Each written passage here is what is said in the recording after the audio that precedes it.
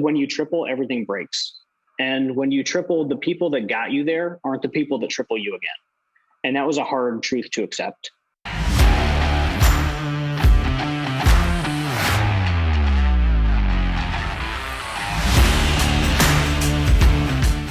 You're listening to Toolbox of the Trades, brought to you by ServiceTitan, a podcast for top service professionals where we interview leaders for their best tips and tricks of the trades. Learn how industry trailblazers stay ahead of the competition and how you too can be at the forefront of an industry. Let's jump in. Hello, contractors, and welcome to the Toolbox for the Trades. Today, I'm joined by John Wilson, the owner of Wilson Plumbing and Heating in Akron, Ohio, the founder of the Wilson Companies, and co-host of the podcast Owned and Operated. Since purchasing majority shares in his family business over the last 5 years, John has been hard at work leveraging an uncommonly used but highly effective acquisition strategy to grow his company by at least 30% year over year. This fascinating conversation is a sincere one and at times quite funny. I learned a lot from John, and I hope you will too. John Wilson, welcome to the Toolbox for the Trades. Thank you. Thanks for having me on. I am so excited to chat with you. Not only are you the CEO of Wilson Plumbing and Heating in Ohio, but you are also the owner of the Wilson Companies and co-host of Owned and Operated, which is also a podcast. You're now my second or third fellow podcaster I've had on this show. And I love chatting with podcasters. So I'm super excited to talk. You're starting a club. Yeah, you're starting a club now. I mean, if we were to start a club of podcasters in the trades, that club could actually get pretty large. There's quite a few now. Yeah, it has blown up in just the past couple of years. It feels like I see more and more. I don't know about good ones, but there's definitely a lot. Well, I like to think that mine is a good one. And I also yours is a good one. And that yours is a good one too. But let's just kick this interview off and we'll start it the way I start all my interviews, which is, how did you get into the trades? Okay. So I'm in a family owned and operated company. So it's Wilson Plumbing and my last name's Wilson, right? So my grandfather started this back in 1958. My dad bought it in the 80s. So like most people who grew up, especially in the trades and family companies, you're working there when you're 10 years old, putting stuff away in the shop and getting yelled at by the people in the office and, all of that stuff. So that was me. I was a kid. I grew up in the business, helped out after school through high school. And when I was 18, I came on as an apprentice technician. So that's my origin in the trades. Did you always want to work for the family business, or did you ever have a rebellious side where you were like, nah? Oh my gosh. Yeah. I'm going to be a stockbroker instead. Yeah. Okay. So almost exactly that. That was perfect. I'm like, did you read my book? For the listener, I don't have a book. So yeah, I really, for most of my life, I did not want to get into this at all. I really fought against it. I don't remember why. Maybe it felt too predictable. But when I turned 18, I actually went to school for graphic design. So, very different. And then I started working in the trades. And then at 21, I stopped going to school for graphic design. And then at 21, I started going to school full-time at night for accounting. And I was determined that I was going to go be an accountant somewhere. Oh, wow. So, and while you were doing this, you were also moonlighting or daylighting as a technician? Right. Dang. Yeah. So I would go to work, 8 to 5, whatever. And then there was a local community college that I went to for my first 2 years for accounting. And classes started at 6, ended at 10, 3 nights a week. And I did that for 2 years. And then on the third year, I transferred to a local university. Oh, wow. And so when did you make the switch that, all right, well, I guess I'm going into the family business? I got married at 23 and I was 3 years into my college education. And I think at the time I had gotten myself into financial troubles because I was 23 and stupid. So I really went down a really big rabbit hole in personal finance and tried to figure out what I was going to do with my life and how to be wealthy or successful or, whatever. And I just stumbled on books that talked about Rich Dad, Poor Dad is always the one I reference, but where you can buy a company and you can generate profit. You can buy real estate, whatever it is, but buy assets that make you money. Mm-hmm. So turned into studying Warren Buffett. And I'm like, oh my God, you can make your living just buying companies. And once I knew that, and I was like 23, I mean, I was hooked. Like I knew I had to make that my life, where I was buying companies and buying assets.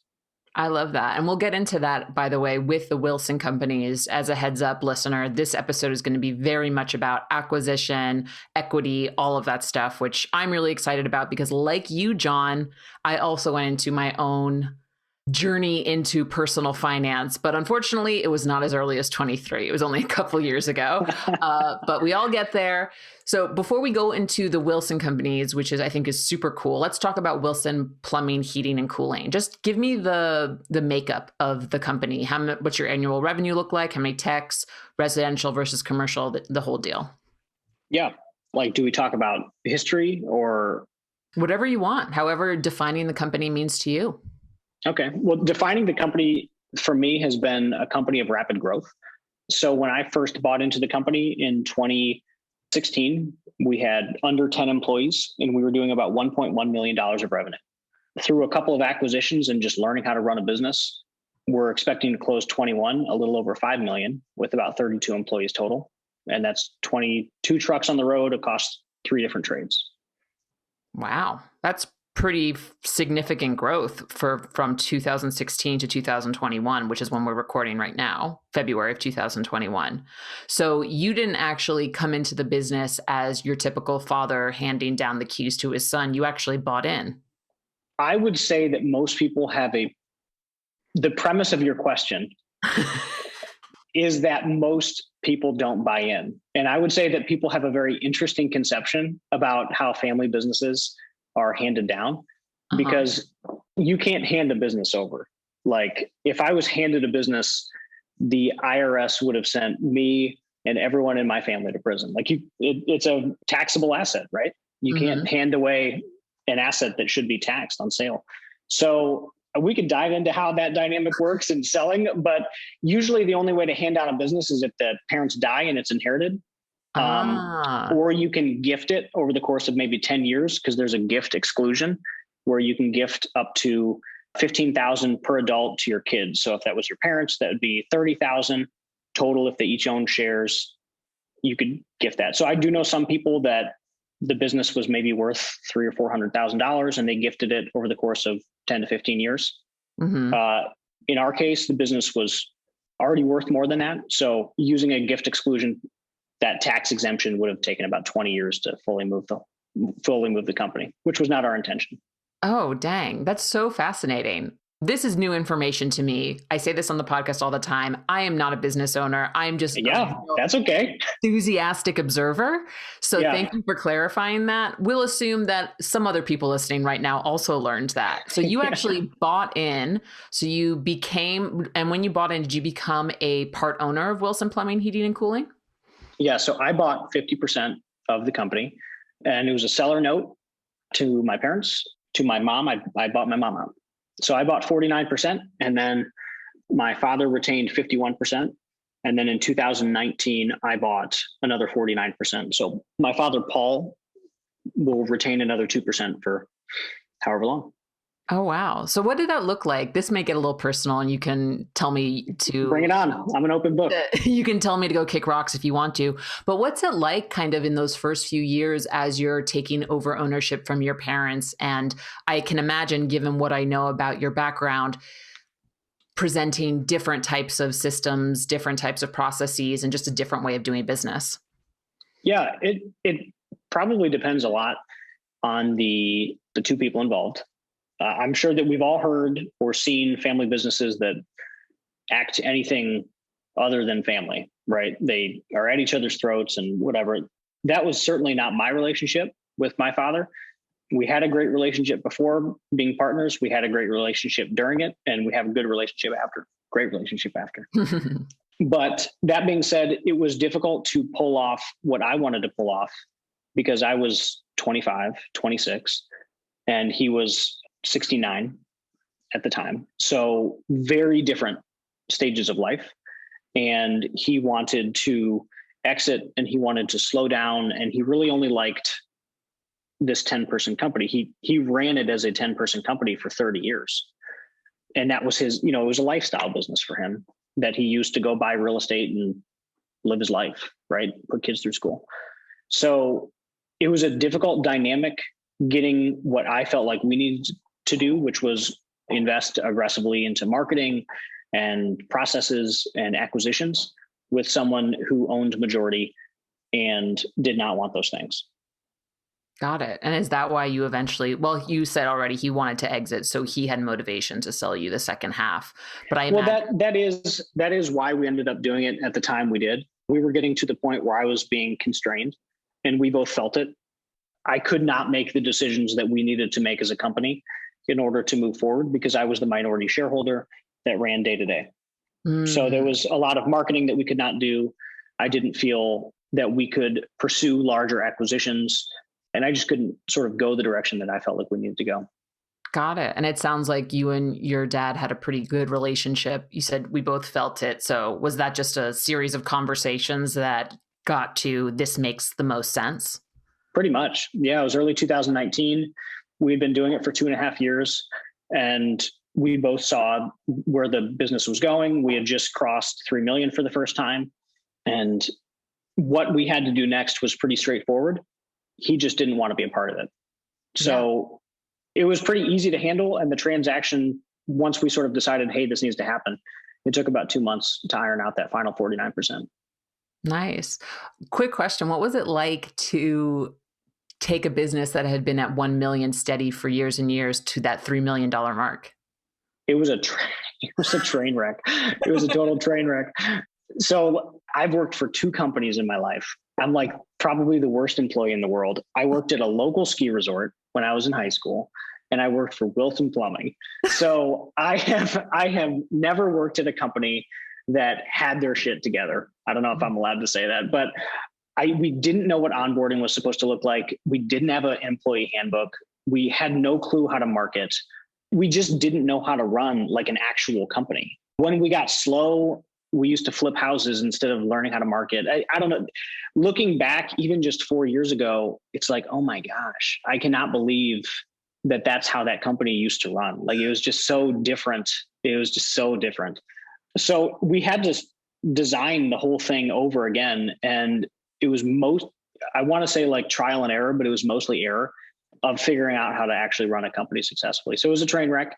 We got a little bit farther, but the biggest thing that accelerated our growth was an acquisition, and that doubled us overnight. And that's when we really saw all of our weaknesses for what they were. And we had to come to terms with them and fix them quick. Otherwise, the company was going to not do well. Got it. Oh man, I asked that question thinking you were going to say, oh yeah, 1 to 3 million. That was such an incredible accomplishment.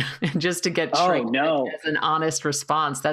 It was a total train wreck. Well, I think like what they say, everything breaks at 3 times, right? So every time you triple, everything breaks. And 3 million, the reality is not a big company. It's just not, it's maybe 25 people, but the systems and processes that you need to understand how to run a $3 million company versus a $1 million company, they don't even look close to the same. And having to learn that with no one on the team that has any idea what the hell they're doing, like it was not an easy journey. I love the humor and just the honesty you're giving me right here. What were some of the biggest resources that you looked to as someone who was taking ownership of this company and was like, I got to get my shit together, to read your phrase? Yeah. So we were a part of a mastermind group, and we were the smallest one there, right? It was like, there was these guys that were like, in our eyes at the time, just like killing it at like $5 million. We're like, man, that's so cool. And we were in that group with them and just trying to absorb everything that we could. So we were like, while we were with them, it was about 1.5 years. We would go down to their businesses. We would walk through their systems and processes, meet their staff, and just sort of dissect it. There was 5 or 6 businesses in that group. And that was the big kicking off point for us. Like, that got us on ServiceTitan in 2017. That got us on flat rate pricing. That gave us an idea of how to handle fleet, an idea of what culture should look like in a success-driven culture. So that's sort of like, we got a really inside look at what a $5 to $7 million company looked like when they operated. I love so that. That was the big kickoff. How did you Without that, it would have taken longer. How did you get connected with that masterminds group? One of our primary supplier at the time, it was a pet project of their VP of sales. It was, oh, wow. I mean, it was incredible. Yeah, it was very cool that we were able to be involved in that. That was a big game changer for our company. I mean, lesson here, talk to everyone who you connect with, whether that be your suppliers, whether that be your vendors, and see who they can connect you with. That is like the one thing that keeps coming up through this podcast is network. Oh, yeah. Because this industry, and when I say this industry, I mean basically all service industries, at least the one ServiceTitan deals in, they're so willing to help one another. So the more you get connected with folks, the better. Yeah, for somebody outside of my service, like outside of Ohio, like I'll walk you through my shop. I'll introduce you to my staff. I'll show you how we do things. If you're in Ohio, I probably won't because I'll be in your market soon. But yeah, I mean, it's real. And I think there's new ways to network now with COVID. Like I've been networking with a lot of people over just Twitter and talking to other operators in all kinds of industries, but people running. Like I'm now friends with a guy who's buying a $20 million roofing company in North Carolina. And in a month, I'm going to drive down there and I'm going to walk through it, meet his staff and see how a $20 million roofing company runs. And that's going to be hugely impactful for what we need to do in the next few years. Nice. That's awesome. I love it. I love the ambition. I love the enthusiasm. So I have a feeling you have a couple answers to this question, but knowing what you know now, what's one thing or what would you have done differently when you first started taking over in 2016? So what you know now, what would you have done differently those last couple years? I think people, and I'm sure this is everybody's answer, and I hate that that's so cliche, but it took me about 3 years, maybe 2. I'll give myself a little bit of credit to understand the role that people take in scaling, good and bad. Like I said, when you triple, everything breaks. And when you triple, the people that got you there aren't the people that triple you again. And that was a hard truth to accept because the people that at $1 million really helped put your business together and really put you on that track to success, they're not a part of your $10 million team, which is like, that's a tough thing to accept. And then I think figuring out who is on that $10 million or $50 million or whatever your next goalpost is, who is on that team, how to recruit them, how to incentivize them, like how do you hire operators? That's a huge learning curve that it took me a little bit too long to learn. How do you hire operators? Carefully. Tell me, what do you look for? We look for, it's a little simple and maybe trite, but we look for humble, hungry, and smart. So we want someone coming in, like my ideal operator. I divide personalities up into like profiles, right? So my ideal operator looks like X. That is currently someone who has worked inside a franchise as a service manager of some type, preferably not in industry. I don't want someone HVAC or plumbing related. Has been involved in some type of entrepreneurial effort at some point in their life. That's a big deal to us. We want them to be scrappy. We want someone that started a landscaping company at 15 and they were the ones pushing the mower, because we don't want someone to believe that they're too far above getting out into the field. We hope that they never do, because that's not their role. But, we don't want a superiority complex. We want someone who's humble and who exemplifies servant leadership. That's how I lead. That's how we all lead. We all take credit for our mistakes and we try to give credit for everyone else's wins. And we're all just here to support. And smart. I mean, that one's pretty straightforward, but whenever we're recruiting, we call it our $10 million team because that's our next big goalpost. Some people call it raising the IQ. Like every hire should raise the average IQ of your organization. So however you look at it, but you need to be hiring people that will help you on your next triple. I love that. I'm actually going to call something out because and I don't know if you noticed, but you were flipping an old view on its head in terms of the trades. I've heard this before, that skilled technicians who have left a company and tried to start their own aren't good. It's kind of like a red flag. You don't want them stealing your customers. But you, on the other hand, said, no, I would love to see someone with some entrepreneurial experience. Tell me, can you dig into a little bit more why that's so important? Yeah. So I guess I have a couple thoughts on this. One, if people want to start their own company, they're going to do it. And it just doesn't matter. Trying to block someone from pursuing their own future is like, it's only going to hurt you. It's only going to hurt them. That's not saying I'm encouraging our people to like go start their own company. But if someone's like, yeah, I'm going to do this hell or high water, like I would much rather be a friend to them than, try to make their life a living hell. So that's one part of the answer. And the other part is we are an entrepreneurial group, like our very organization, right? We grow at a minimum 30% a year. We've doubled some years. We've launched 2 ground up services, like started them from scratch. One was a handyman concept. One was damage remediation. We're constantly acquiring companies. And if you don't have an entrepreneurial spark, you're just not going to survive here.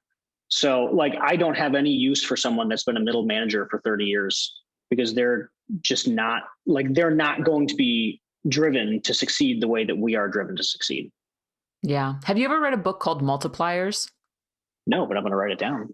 They have this really interesting concept. I've been listening to it for a while now, just, in between my, when I'm, cooking dinner or something, but they have this really great concept that is about rock stars versus like superstars. I may be muddling that up a bit, but it talks about the identifying folks that are really good at consistent hard work that you need to keep a business running. And then identifying folks that are always reaching for that next level, that always need to unlock a new skill set or keep striving for better, better, better. And by differentiating those in your team, you can really scale for growth and really optimize everyone's talents. So that's my recommendation. That concept, I've never heard it called that. But we use a concept called integrator and operator. Integrator and allocator. So it's similar to like the EOS system from Traction, or if you've read The Outsiders. But like my job in the company is to strategize, allocate capital, and like build the business. Right. But my job is not to run the business. I have nothing to do with running the business. And it'd be a train wreck if I did, because I'm not very good at operations. So we have people in the companies that are our integrators. So I strategize, I go buy a company tomorrow, who's going to integrate it, who's going to hire the staff, who's going to actually pull off and execute the strategy that I've laid out. So I think that's probably similar. And 100%, like you need people who are going to always be driving forward, always going to be setting that vision far out and ahead and then chasing it with vigor. And then you need the people that are actually going to execute what you're trying to do. And 2 very different people. That's never the same person. Yeah. And good on you for being self-aware and knowing what you're good at. Not many people are. So we've been dancing around the acquisition topic. Let's dive into it. So in your time running Wilson, the company has done a couple of acquisitions. Tell me about them and why you chose to acquire these businesses and just what the process was like. Sure. I feel like that's so vague because there's just so much, there's so many different ways to go there. Are you calling my question John? Well, it was like, are you roasting me? A little. Like, which direction do you want me to go here? Let's start here. Talk to me about the acquisitions. Okay. All right. So I've made 4 acquisitions. First one was my family's company. The second one was in 2018. And that was an M&A style, which is a merger and acquisition. And then I did 2 what are called tuck-ins. The difference doesn't matter very much. It's just basically a tuck-in is so small that you tuck it into your business. It takes almost no time to integrate. They're very small. Got it. And when we're talking about these acquisitions, now you're speaking as the owner of the Wilson companies, and we're looking at your overall portfolio. So the core business, which is your family business, which is Wilson Plumbing and Heating. And then we have the M&A company, which was in 2018, or that you acquired through classic merger and acquisition, and then 2 more tuck-ins.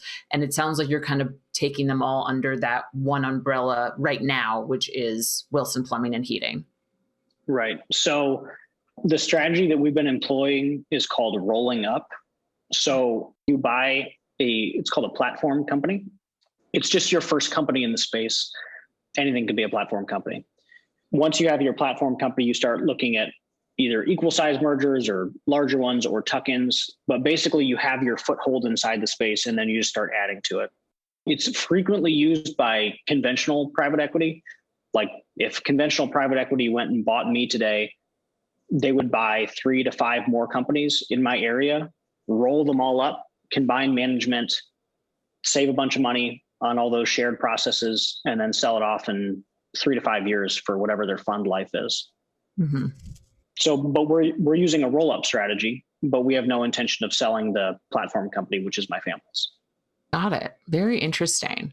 So talk to me about that first acquisition in 2018. What prompted you to make that acquisition? What was the strategy behind it? I had decided pretty early in my life that I wanted to make my life like buying stuff that that made money. So I had been operating Wilson Plumbing for about 1.5 years, and I was like, I think it's time. I have no idea what I'm doing, so let's double. So I started just doing general seller outreach. We sent letters. I Googled plumbing companies in the area. I came up with like 50. We sent letters. 5 people responded, and I bought one of them. Oh, wow. And what was your pitch? Not that complicated. Hear it. You guys hear it now. Toolbox for the trades. Not that complicated. Not that complicated. Acquire business. Not that complicated, folks. Yeah. What was your pitch? There's like 2. Okay. My pitch in this first one was terrible. So I want to acknowledge that. And I learned so much from that about seller psychology and what a seller wants and needs and how to address that conversation. My pitch in that first one, the seller was in financial trouble. So the pitch was, I'll get you out of financial trouble, but I get the business, right? It's a pretty straightforward pitch, not a very compelling pitch, it turned out. So the deal ended up taking 9 to 10 months to close. And mainly just because I was 26. I had never done this before. I had no idea how to structure a deal.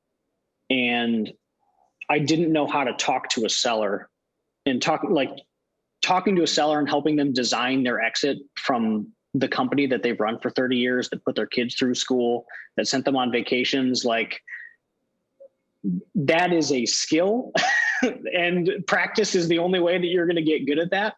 And identifying what a seller really wants and why they're actually exiting the company and what the next 5 to 10 years need to look like.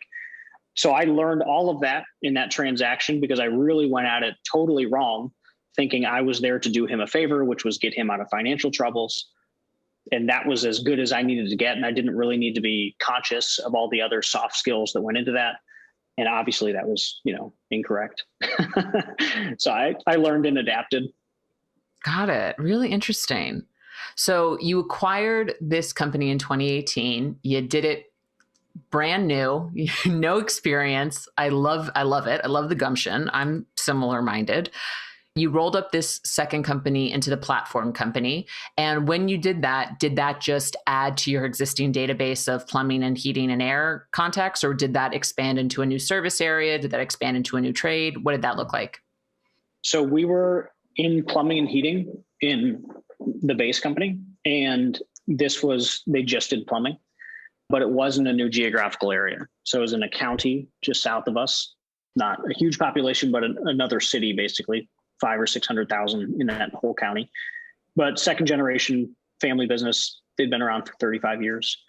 But again, I said it was a train wreck like 10 minutes ago because it totally was. Like I think we were doing 1.5 million when we acquired them. And you just don't need to know a lot to run.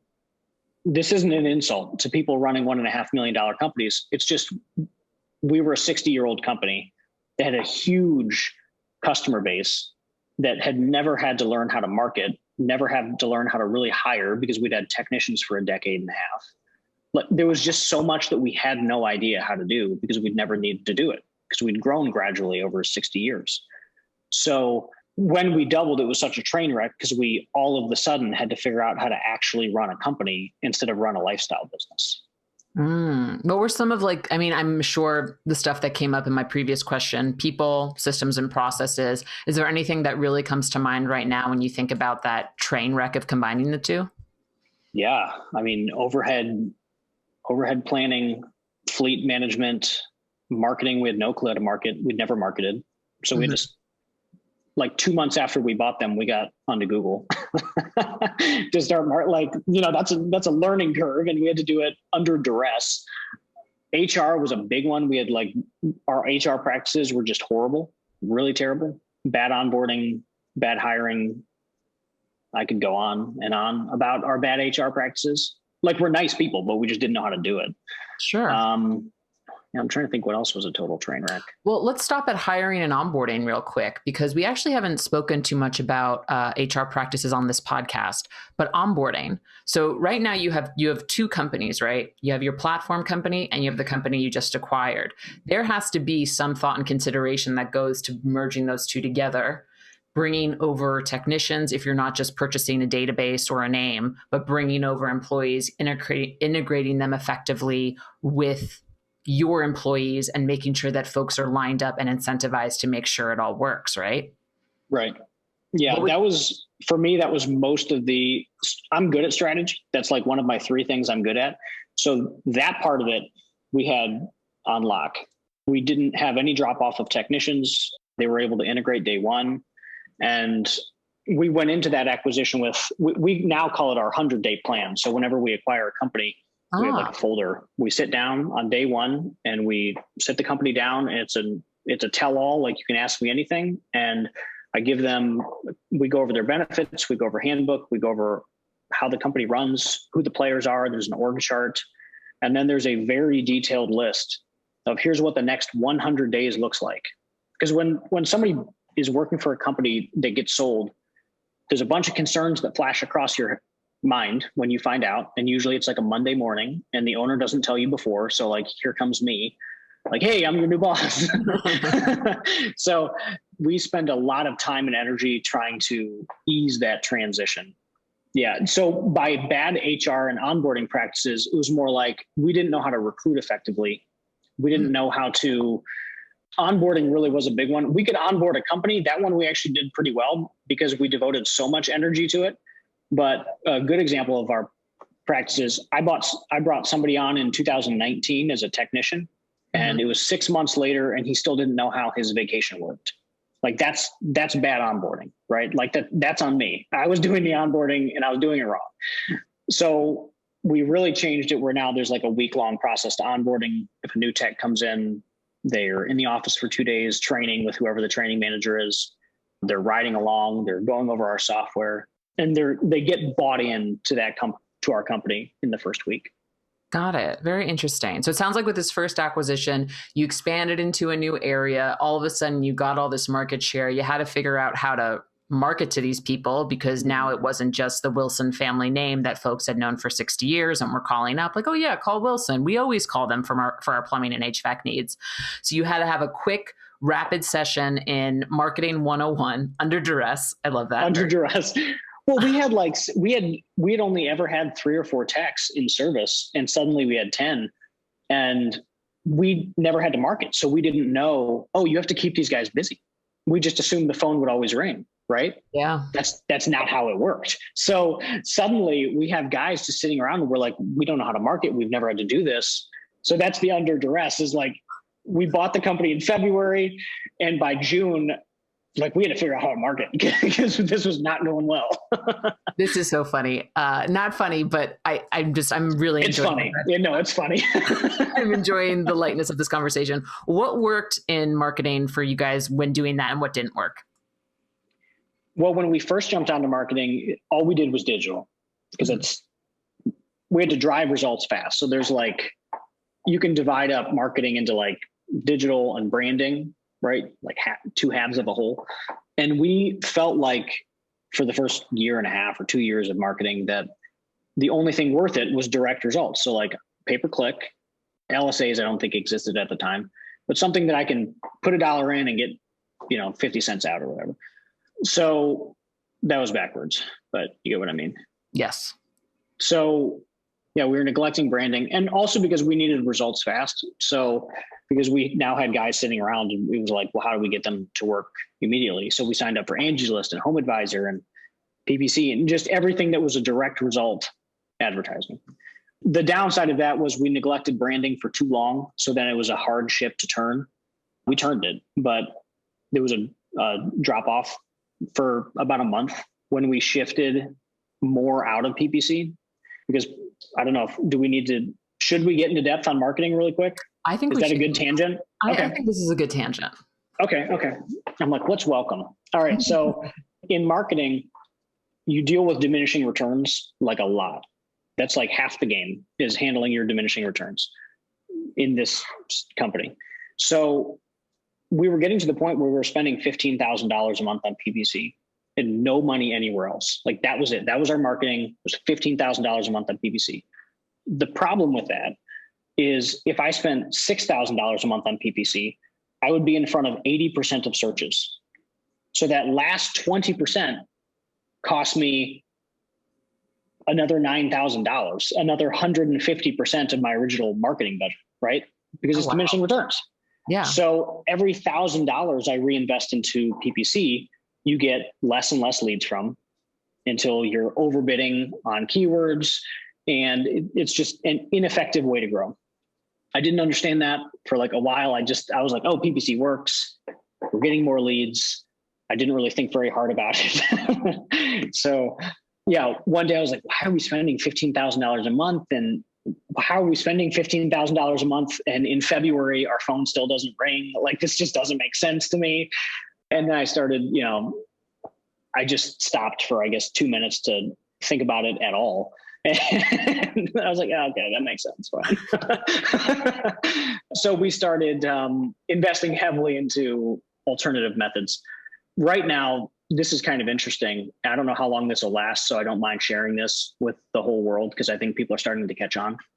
But people are so invested in digital, like everywhere, not just plumbing and HVAC, but that marginal utility of those dollars has dropped substantially over the past 3 years. Whereas billboards, radio, TV, like that's cheaper than ever, which is really interesting. And so you can get like way more potency for every dollar that you invest in those. So we have been doubling and then tripling down on sort of our out of home media, a lot of radio.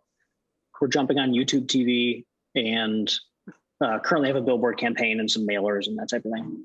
But it's about 50% of our budget is going towards non-digital and 50% is going to digital. Wow, really interesting. I do have to commend you on your website. I do really like it. I enjoyed the very, John is fist pumping in the Zoom. I'm fist pumping for the listener. The website's very, very clean. And yeah, I've heard this before. I actually heard it a couple months ago it was at the beginning of COVID. I had spoken with Susan Frew on a webinar, and she had said that now is the time to negotiate for radio for spots. I bought years of radio. Like the world shut down on a Wednesday, and the next day I bought 2 years of radio. That's great. Because that day half of their flights had canceled, so I got 50% off. Hell, I'll take that deal any day of the week. Exactly. That's really interesting. What's your, so when you're crafting a radio or a billboard spot or a TV spot, which obviously is branding, it's an impression, what's the tagline that you're using to promote Wilson? How do you advertise in those quick, 10, 15 second increments?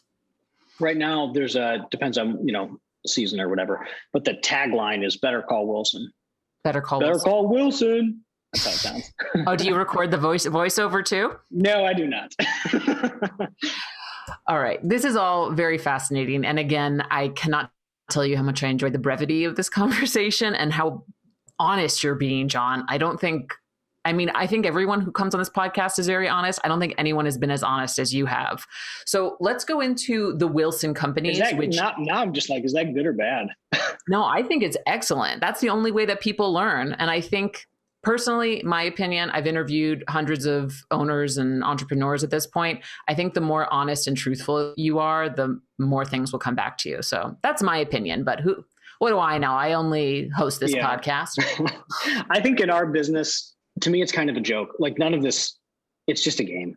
I don't know. Like we've always failed forward, and we try to recognize our mistakes and laugh about them because we learn. Like I launched a company in 2018 and I did like everything wrong. Like it was the worst. I did such a bad job. But because I did such a bit, like we shut it down because like I made unsalvageable errors in opening that company, which was hilarious. But a year later, we launched a new concept and I fixed everything that I did wrong in the first one. And because we sat down and we're like, hey, what happened? Man, who decided that? For the listener, I'm pointing at me. And I don't know. I just feel like, yeah, own it. It's funny. Like learn from it and keep moving. I mean, yeah, I think it's just an overall message to not take ourselves so seriously. So I sent you some questions before this podcast so you could get an idea of what I wanted to talk to. But in our conversation, I'm really starting to see you more as the owner and strategic person of the Wilson companies. And you're kind of moving your chess pieces, so to speak, with your main chess piece, your platform being Wilson Plumbing and Heating, and figuring out how to grow that platform company, right? We've already talked in detail about the mergers and acquisitions, the classic acquisition you did in 2018. Talk to me about how you've done these tuck-ins, and were they used to either expand to another service area or were they used to add on a new trade? Yeah, so they've all been used to expand into a new service area or just increase density inside an existing one. Mm-hmm. Okay, I'm sorry. I did acquire one to add a new service to the damage remediation company in December. So yeah, okay. So each one's been a little bit different. So in February of 2020, I bought a company in Cleveland, which was a new market for us. We have an interesting dynamic where we're in a shrinking market, right? We're in Northeast Ohio. Mm-hmm. We lose a 0.1% of people a year. So I'm not in Austin or Houston or Denver where you can market a little bit and go from 5 to 20 million in 2 years. That's not the market we're in. So we have to acquire into new areas. So that's a big reason why acquisitions has become so important to us, is because I have to be buying into markets where I can massively grow. Whereas right now we have big companies competing for a lessening amount of customers every year. So that's the nature of a shrinking market, right? So last year I bought into Cleveland because Cleveland has about 5 times the population that my existing service area has. I bought into it. COVID happened. So all of our plans sort of halted. We kept a technician running up there and just had him report to our main branch. But in January of 21, I put an ops manager in place and she's doing great. She just hired our second tech up there and he started last Monday. So we should end up with 4 techs, which is about 1.2 million in sales is what we're projecting up in Cleveland this year. Nice. So that was that one. I did another one. We own a damage remediation company. I started that last year. And in December, I acquired a carpet cleaning company for lead flow, because damage remediation is like, when it's good, it's good. When it's slow, right? So we needed something to keep the techs busy. So in December, I grabbed a little tuck in for that. And I'm talking to an owner right now. I'm talking to like 10 owners right now, but one of them is a tuck in Akron. And that's just a density thing. Like we'll probably close in 40 days and I'm going to get 5 techs out of it, a phone number, some vans, and an active workflow. Dang.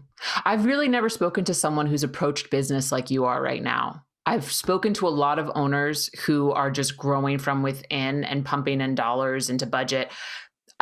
Granted, I don't have a lot of visibility into whether they're getting outside money or, like that. But I tend to speak to folks who have just, usually a family business, they've had it for years and they're just growing and they're learning new systems like Traction EOS. That's been really big on this season, actually. And they're just organically growing. But I've never really spoken to someone, a young person, especially someone like, in the younger generation who's come up and is really just looking at this in a really strategic way. Do you find that your approach is fairly unique in the industry? Yeah, I know that I don't firsthand know other people doing it. I know of people in the industry doing it. I've heard them on podcasts. There's not a lot of us. And I know the companies around me, I've been in various masterminds and I've explained my strategy, because our strategy is a combination. Like we reinvest a ton of our profit into marketing, growth, hiring the right people.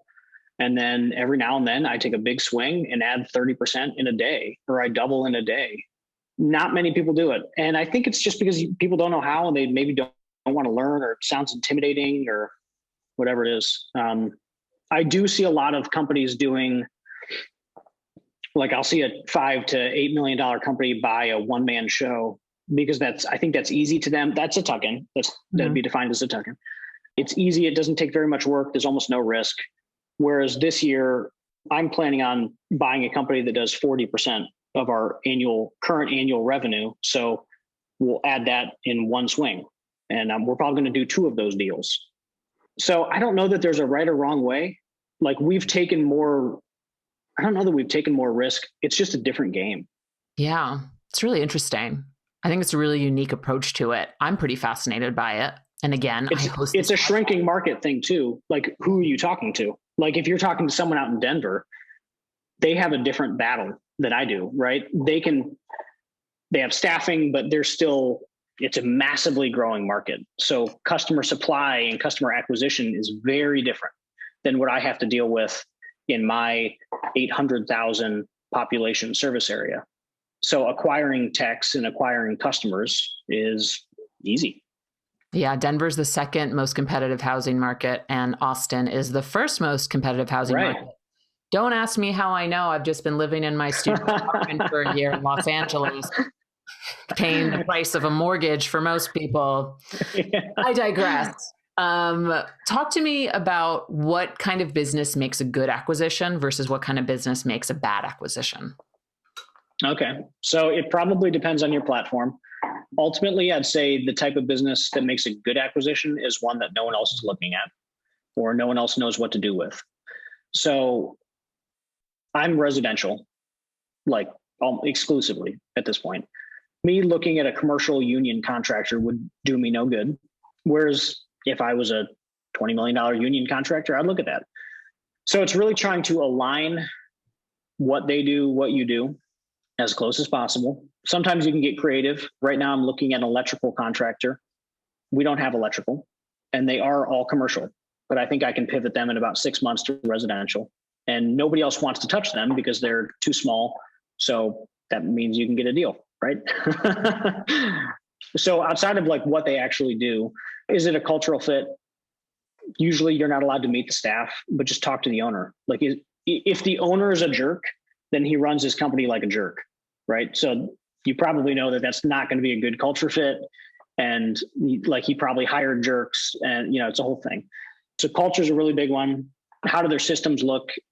It depends a lot on the size as far as whether or not their systems matter. So let's say a tuck-in right now, the one I'm talking to that I'm hoping to close in the next 2 months, they're doing $700,000 in sales, and they have 4 or 5 technicians. So I'm looking at that and saying, okay, that's 4 or 5 techs. I can onboard them in 2 weeks. They have an active workflow.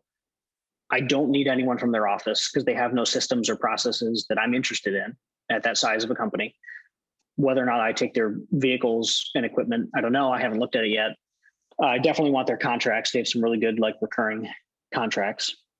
I'm trying to think what else I look at for that one. Yeah, recurring contracts is huge. Yeah. And that's sort of the initial look. I mean, you uncover more stuff during due diligence, like, are their drivers good? Do they have any big insurance risks? Do they have any customer that takes up 30% of their revenue? That type of stuff we don't like, obviously. We want a bunch of 1%ers. Yeah.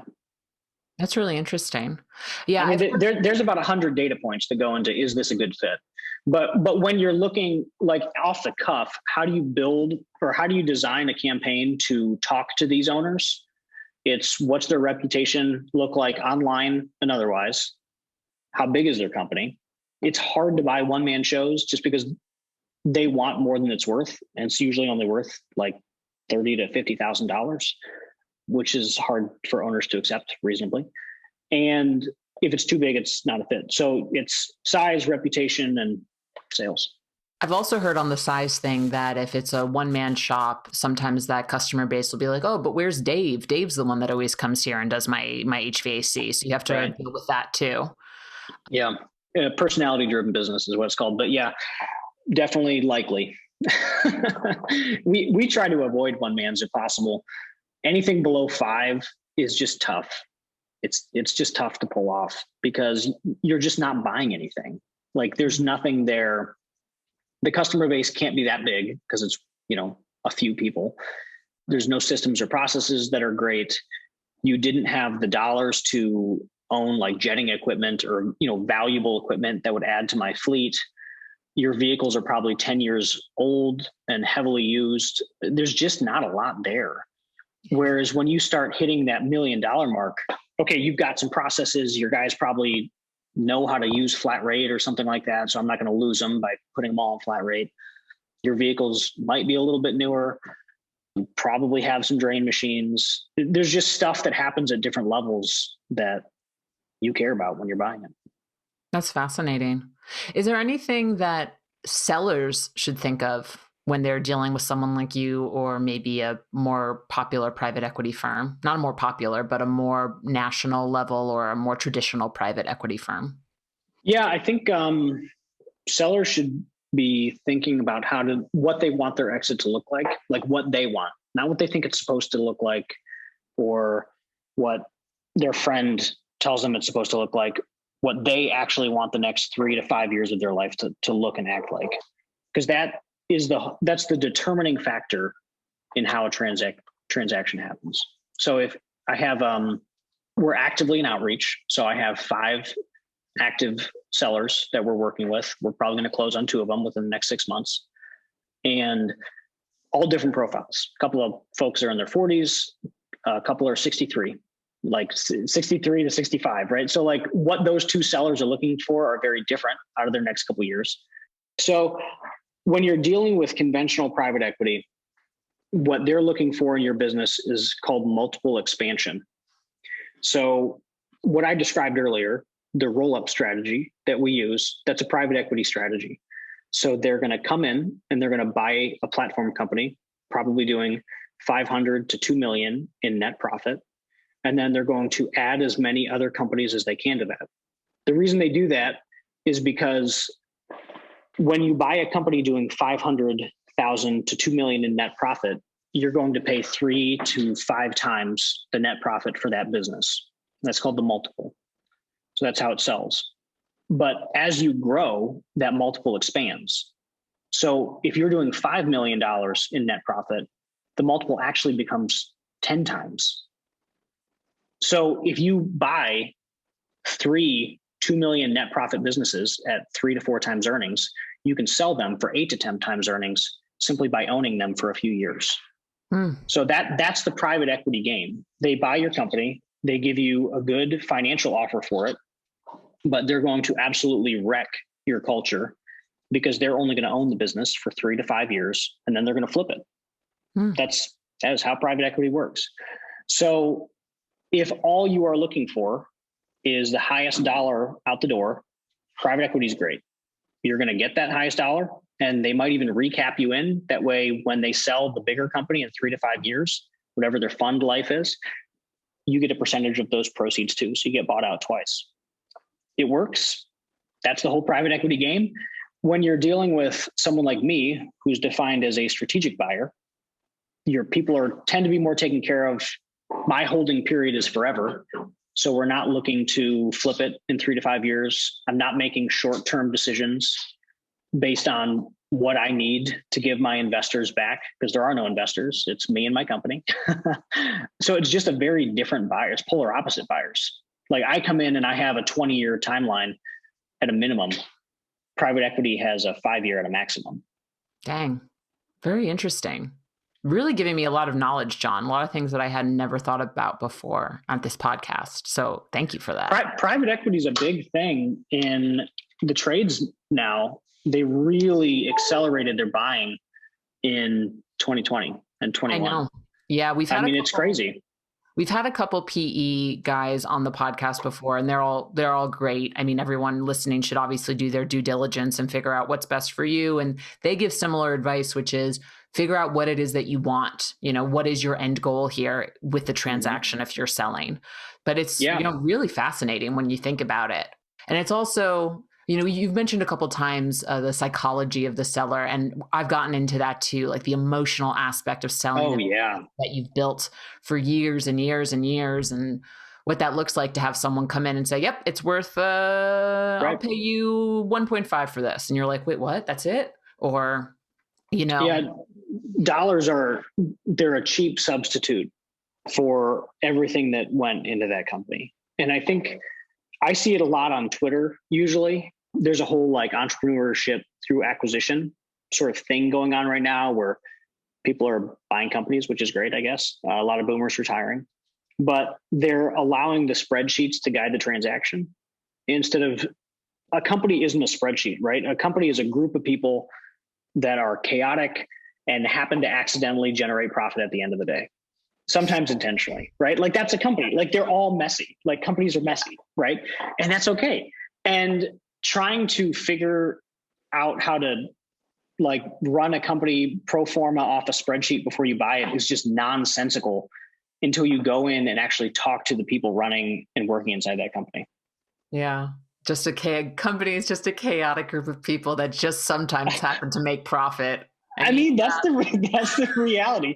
Like we can all dress it up, and like if someone says that their operations are pristine, I'm gonna walk through your place because I know you're either lying or you're trying to sell me something.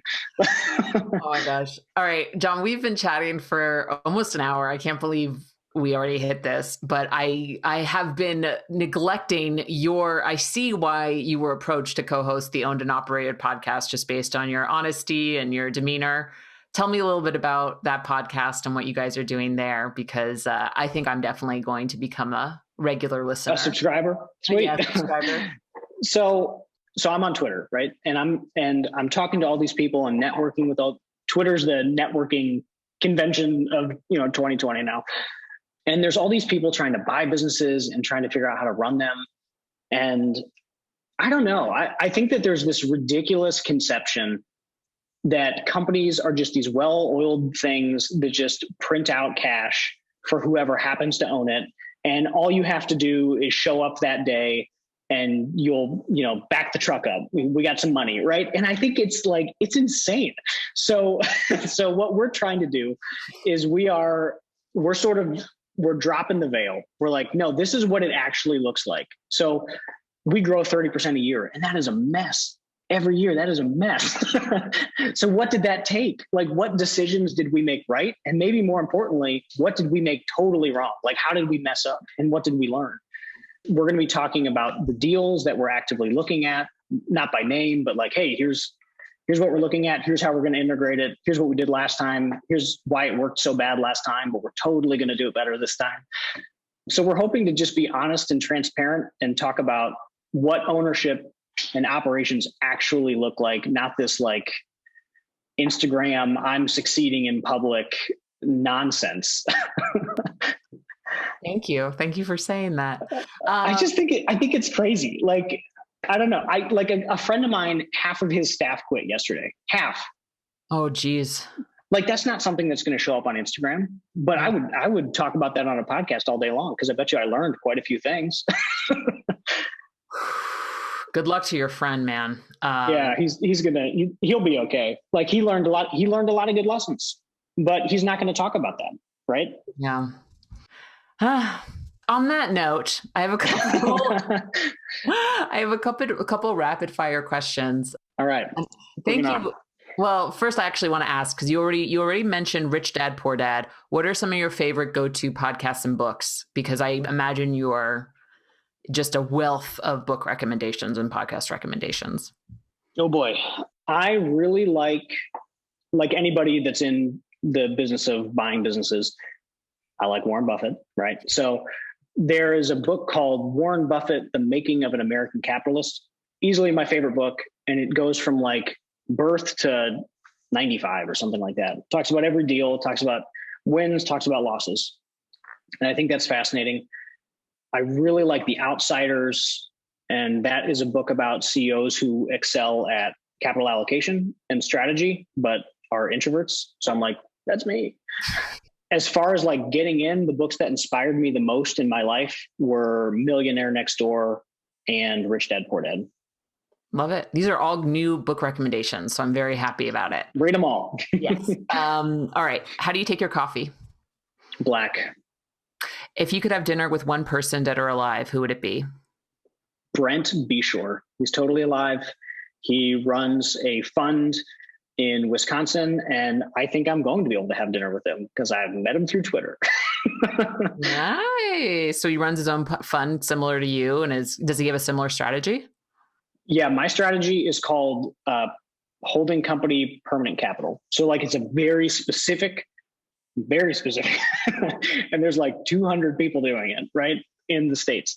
So he was the biggest people you see doing it are like Warren Buffett, but he's totally unrelatable in every possible way. Yes. Right. Like it doesn't matter. Like I can glean something from him, but like, what's the rule? You should only look at people 1 or 2 steps ahead of you, because someone 10 steps ahead of you is going to teach you absolutely nothing. Like they're dealing with problems that are so above what you're dealing with. It doesn't matter. Like I could go talk to a billionaire and I wouldn't get anything out of that conversation except for like being awestruck probably. But Brent started off in the same way that I did. He had one company and he turned it into a $500 million a year holding company in about 10 years. That's amazing. That's really, really cool. I can't wait to have dinner with him. What's the number one thing you're trying to learn more about now? How to be balanced. In work-life balance? More just like life balance. Like, how do you balance your marriage, and how do you balance your relationship with your kids, and how do you balance your faith life, and then add all that together and you still have like your health and making as much money as you can because that's fun. Like, how do you balance that all? I don't know. I feel like I see people that are 4 or 5 steps ahead of me, and I don't like what their life looks like. Their marriage is a wreck, and they're probably not in good relationships with their kids. So I'm really trying to learn how to be balanced now so I can take that skill with me to the future. Yeah.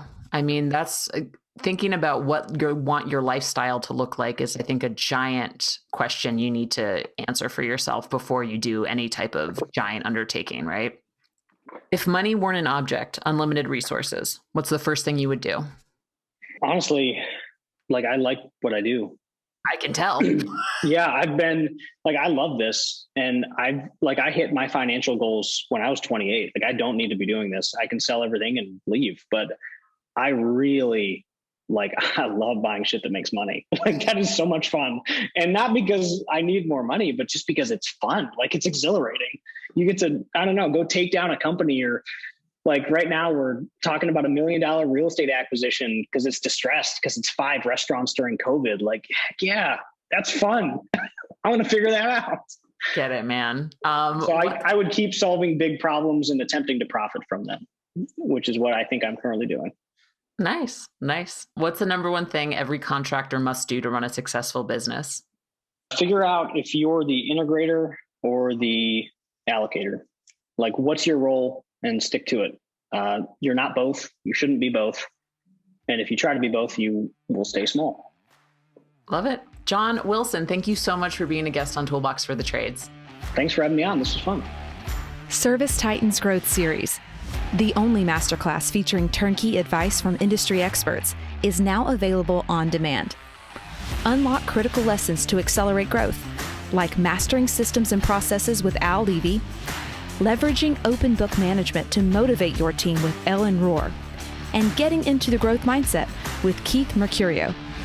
Just go to ServiceTitan.com/growth to access the original series for free. Again, that's ServiceTitan.com/growth.